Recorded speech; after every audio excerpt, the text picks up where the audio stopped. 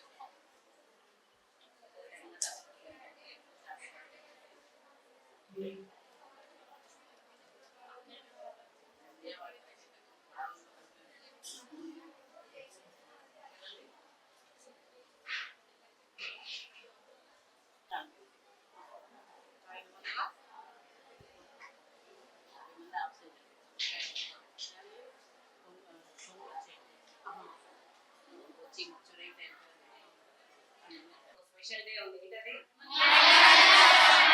మన స్కూల్ కి special guest వచ్చిన కండవ లక్ష్మి గారికి స్వాగతం తెలియజేస్తున్నాం మేడం.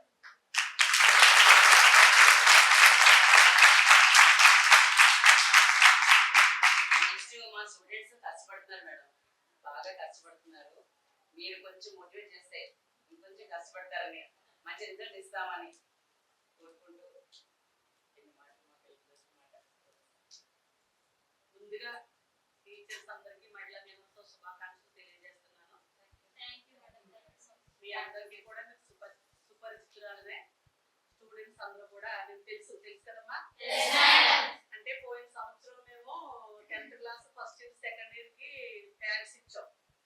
ఈ సంవత్సరం అంటే వేరే గ్రామంలో ఉన్న వాళ్ళకి ఇవ్వడం వల్ల హాస్టల్ బాగా ఎక్కువ ఎంకరేజ్మెంట్ తీసుకొని ఇక్కడ ఉన్నచ్చే బాగుంటారు. ఇంటికి వెళ్ళాక సెలవులు ఇచ్చేస్తారు కదా, ఆ సెలవులో మీరు ఏం చేస్తున్నారంటే సెల్ ఫోన్ తో ఆటలాడుతుంటే ఏదో ఒక సాతాను మనల్ని ప్రేరేపించి మీరు చెడు మార్గంలోకి వెళ్ళడానికి తప్పుదో పట్టేస్తుంది.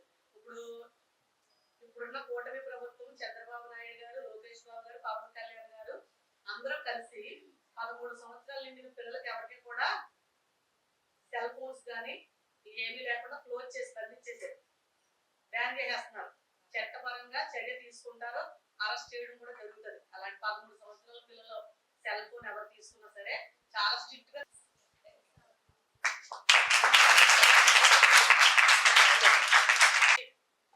ముందుకు వస్తున్నారో వాళ్ళ చూసి, ఆ ముగ్గురిని చూసి మిగతా వాళ్ళు కూడా మేము కూడా చదివితే ఇంకా బాగా ఇలాంటి గిఫ్ట్స్ ఇంకా కొన్ని వస్తాయి మీకు కూడా. మీరు అందుకని ఆ ముగ్గురిని సెలెక్ట్ చేయడం జరిగింది. వాళ్ళ చూసి మీరు కూడా తర్ఫీదు పొంది ఇంకా బాగా చదవాలని మనస్ఫూర్తిగా ఆశీర్వదిస్తున్నాను. బాగా చదవాలి.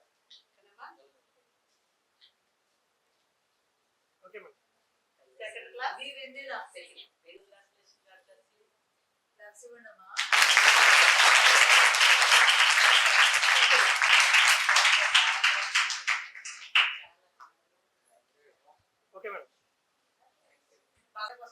చెప్పండి.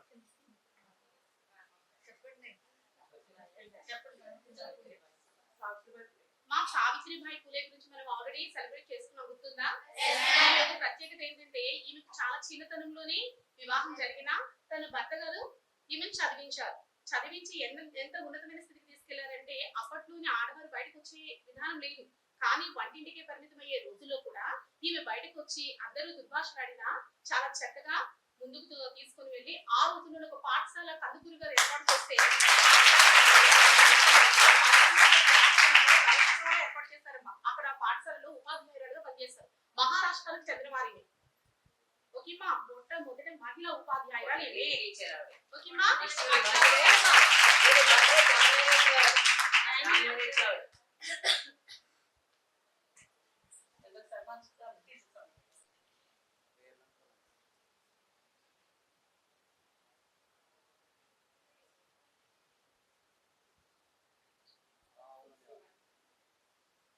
అందరూ బాగా చదువుకోవాలి, ఓకేనమ్మా? నేటి బాలలే నేటి బాలలు నేటి బాలలు.